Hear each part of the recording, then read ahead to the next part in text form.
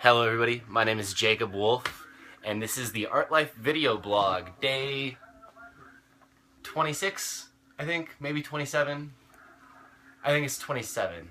I'm here today with DJ Rhea C. This is my mother's fiance, a really wonderful person. Do you want to introduce yourself? Tell us a little bit about yourself. I was born in New York. Always wanted to DJ when I was a kid. How old are you? I'm 46 years old.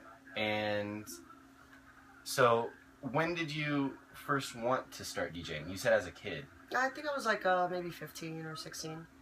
And when I went into the military, I actually had an opportunity off base when I was stationed in Texas to work as a DJ in a club. And worked there. It was mostly vinyl back then. Was it your vinyl? Yes. Yeah. And how did you get into that? Like, were they friends of yours? Were No. you practicing on equipment already? It just came to me. Yeah, basically, you know, once you know what beats you can mix together, it's pretty easy. Yeah. How were you practicing mixing? How did you start figuring that out and practicing and? Well, what you do is you learn I actually had a book that would show you something called BPMs, which are beats per minute. Okay. But beats per minute, if you can match up the beats per minute with two songs, or get them pretty close, you can pretty much mix those two songs together. Right. And blend it into one song, or blend it into a mix. So like, what I find is like techno music is like the best when it comes to beats per minute, because you can mix just about any techno song together, and it'll sound like it's one song, but it's two. So what was the first venue that you started at? Was when I worked at this bar in Texas. Texas. Right outside the base. And then from there, where did you go? From there, then I worked at a couple of places in Portland, Oregon. That's where we're from. Yeah. And worked at a couple of places over there. Got started with what was called mobile DJing. Okay. So basically, wherever we were needed, we were sent to. The company that I worked with supplied us with the music. At that time, everything went from vinyl to CDs. Okay. So it was just dual CD player with a mixer in the middle. So the company that I was working with, they provide you with the CDs. You just go to the club and play the music. You said that you started on vinyl. Did you have a big vinyl collection? I had probably about 5 crates. 5 crates. And what happened with that? I mean, I'm just starting. Like, this is my first year of collecting vinyl, and I'm at like 130 or some.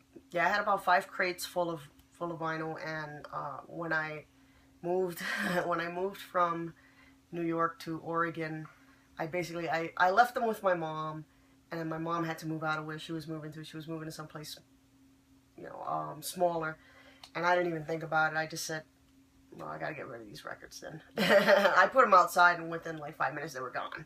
So. Is there anything in that collection, like any one particular thing that you're like, God, I really wish I still had that? Oh man, I had this was handed from my mom, gave it to me, which was a Donna Summers LP that had all of her greatest hits, and I loved that album, and I was like, I didn't really want to give it up, but yeah. But I did. Donna Summers. Yeah.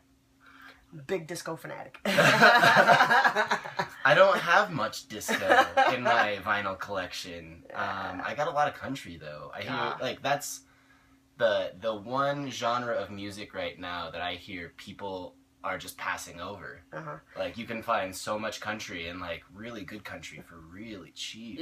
Yeah. I mean, I actually, when I was in Texas, when I was stationed in Texas, and worked at that bar, people would request country music. I got a little bit into it, and then I don't know, it kind of faded away. Yeah. Well, country, it's real difficult to mix beats with country. Oh yeah. Make it sound good, at least. Yeah, pretty much. You have to do a little cut afterwards with a country song. So you went from Texas to Portland. Actually Texas, back to the East Coast, and then from the East Coast to Portland. Okay.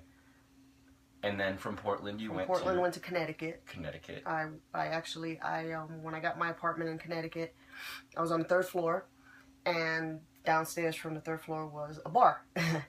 I went down there. It was probably before New Year's. I knew the bosses and everything, and I kind of said, "What's going on for New Year's Eve? Are you guys having anything?" And they said, "No, they were just going to let people play the jukebox." And I said, "How about I DJ for you guys for free? Or for a bar tab?" Right. And they were like, "Sure, why not?" You know, I mean, I was right upstairs.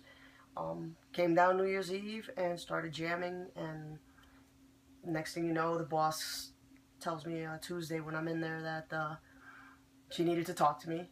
And she says, "I'm really, really mad at you." And I was like, "Uh-oh, what did I do?"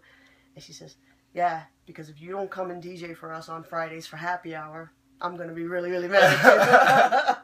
She says, everybody really, really enjoyed New Year's Eve with the music that I was playing. That's good. And then it ended up landing me actually to work Tuesday nights and Fridays for happy hour.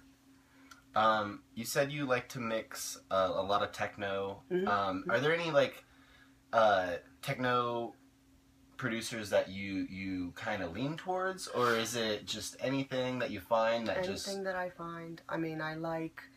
You got a lot of big names out there. You know, you got Tiesto and Armin van Buuren. Those are two of the guys that I really like their music. I know Tiesto. I've never heard of Armin van Buuren. Armin van Buuren, yeah. And there's also and David Guetta.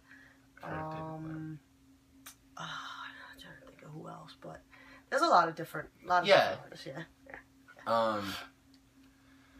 So Connecticut, you were working at that bar, and that was, you said Fridays? It was Fridays for happy hour and then Tuesday nights. Tuesday nights, and then... Ladies' night. Oh, it's a good night for you. Kind of. It's a good night for all of us. What happened after Connecticut? After Connecticut, I kind of stopped doing it for a little bit.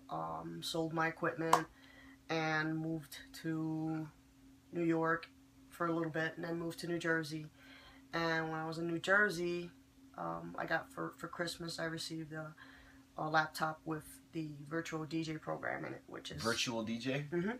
Which is, you can download it for free online on their website, but you can't use it to make money. You have to pay for the advanced one, which is about $300. But you can use that. I mean, that's still pretty cheap for DJ software. $300 is like pretty much nothing. Yeah, virtual DJ. I mean, it's a good program to begin with. It's a good program to start off with, especially if you're not used to working off a laptop. You know, I mean, I went from vinyl to CDs, and from CDs to a laptop. Much easier to carry as long as all your music is on that laptop. You know, but you just have to know how to work it. There are things like, I have a Gemini, I forgot what it's called, but it's like it looks like 2 discs, and basically you hook it up to your laptop, and with that you can actually do the mixing without dealing with the laptop. You do it through the equipment. Yeah, it's pretty neat. So you got your laptop, and how did that change your process? It was just, you have to, you have to just play with it. Yeah.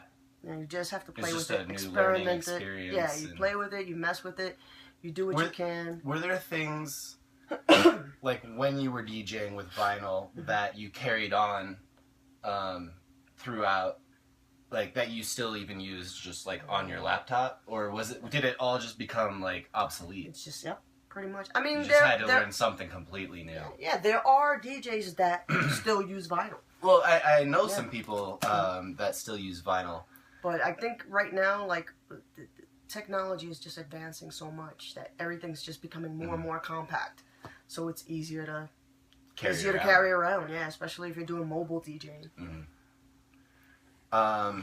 So then, New Jersey. after New Jersey. Well, when I was in New Jersey, that's when I kind of put out the word out there that I had DJ equipment, that I could do parties or whatever. And the first gig I actually got was a Christmas party at my apartment complex. They were looking for a DJ. I said, I'll do it, and kind of put the word out there. Right. And then I had friends that would hire me. I did a couple of weddings, a couple of birthday parties, not New Year's Eve, Christmas parties, yeah. And then from Connecticut, I'm sorry, New Jersey. You went to New Jersey. Mm-hmm. I'm sorry. From New Jersey, that's where you were last. You moved to Colorado. Mm-hmm. And